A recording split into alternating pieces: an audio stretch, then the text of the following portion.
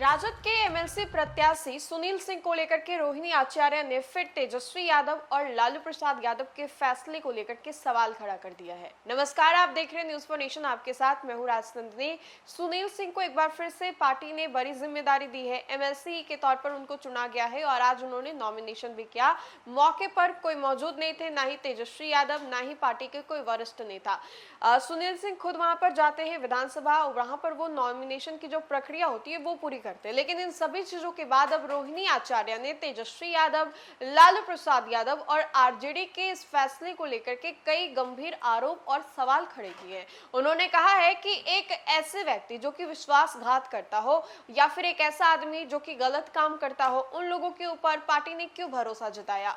अगर लालू विचारधारा की बात करें तो पार्टी में एक लंबे समय से बहुत सारे ऐसे लोग हैं जो कि संघर्ष कर रहे हैं, लालू विचारधारा से आते हैं, लेकिन इसके बावजूद भी उन लोगों को नहीं चुन करके एक ऐसे विश्वासघाती को चुनना, ये कहीं ना कहीं लालू यादव और उनकी पार्टी को नीचा करने की कोशिश की जा रही है। अब ऐसे में आपको बताएं तो रोहिणी आचार्य हर बात को लेकर के प्रखर आती है, हर मुद्दे को लेकर के अपनी जो बातें हैं वो साझा करती हैं, सामने रखती हैं, चाहे कुछ बात उनको पसंद आए या फिर नहीं आए। अब इसी कड़ी में देखिए कि आज जिस तरीके से सुनील सिंह ने नॉमिनेशन किया, उसको लेकर के रोहिणी आचार्य ने बड़ा हमला बोला है और लालू यादव, तेजस्वी यादव के लिए इस फैसले को लेकर के कई सवाल भी खड़े किए। हालांकि रोहिणी आचार्य ने नाम नहीं लिया है, लेकिन लालू प्रसाद यादव की पार्टी आरजेडी से जिसको एमएलसी बनाया गया है, उसको लेकर के उन्होंने खूब खरी खोटी सुनाई है। हमारे स्क्रीन पर आप ये पोस्ट पहले देखिए जो कि रोहिणी आचार्य के द्वारा किया गया है।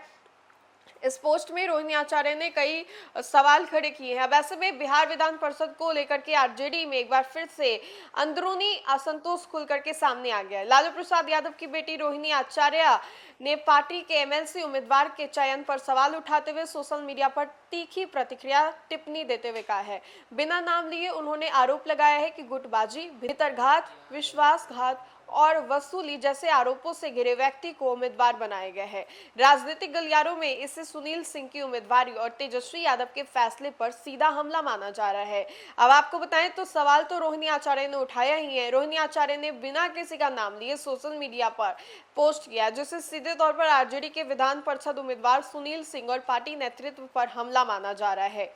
और रोहिणी आचार्य ने अपने पोस्ट में लिखा है कि जिस व्यक्ति पर गुटबाजी, भीतरघात, विश्वासघात और विरोधियों से मिली भगत जैसे आरोप लगते रहे हों, उसे आखिर उम्मीदवार कैसे बना दिया गया। उन्होंने सवाल उठाया कि सामाजिक न्याय की लड़ाई को आगे बढ़ाने और पार्टी को मजबूत करने की जिम्मेदारी जिन लोगों को सौंपी गई है, उन्होंने ऐसे व्यक्ति का चयन क्यों किया है। हालांकि उन्होंने किसी का नाम नहीं लिया है, लेकिन राजनीतिक गलियारों में से सीधे तौर पर नेता प्रतिपक्ष तेजस्वी यादव के फैसले पर सवाल माना जा रहा है, क्योंकि उम्मीदवारों के चयन में उनकी भूमिका अहम मानी जाती है। और ऐसे में देखिए कि रोहिणी आचार्य ने अपने पोस्ट में कहा कि पार्टी में वर्षों से काम कर रहे समर्पित और निष्ठावान कार्यकर्ताओं की कोई कमी नहीं है। उन्होंने लिखा कि पार्टी की स्थापना से लेकर के आज तक कोई ऐसा नेता और कार्यकर्ता नहीं है जो हर परिस्थिति में राजद के साथ खड़ा ना हो।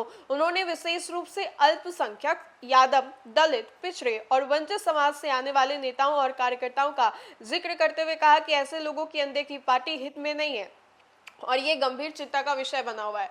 तो रोहिणी आचार्य ने बड़ा सवाल खड़ा किया है और कहा है कि ऐसे लोग जो कि पार्टी से एक लंबे समय से जुड़े हुए, लेकिन इसके बावजूद भी उन लोगों को बड़ी जिम्मेदारी नहीं दी जा रही है और उन लोगों को जिम्मेदारी दे दी जा रही है जो कि विश्वासघात करते हैं, जो कि गलत काम करते हैं और अंदरूनी जो प्लानिंग्स है वो करते हैं। इसको लेकर के रोहिणी आचार्य ने बड़ा हमला किया है। क्या कुछ कहते नजर आ रही थी रोहिणी आचार्य सुनील सिंह के एमएलसी चुने जाने पर, यह हमने आपको बताया। तो फिलहाल के लिए इस खबर में इतना ही। खबरों का सिलसिला लगातार जारी रहेगा। तब तक के लिए आप देखते रहे न्यूज़ फॉर नेशन। बहुत बहुत शुक्रिया।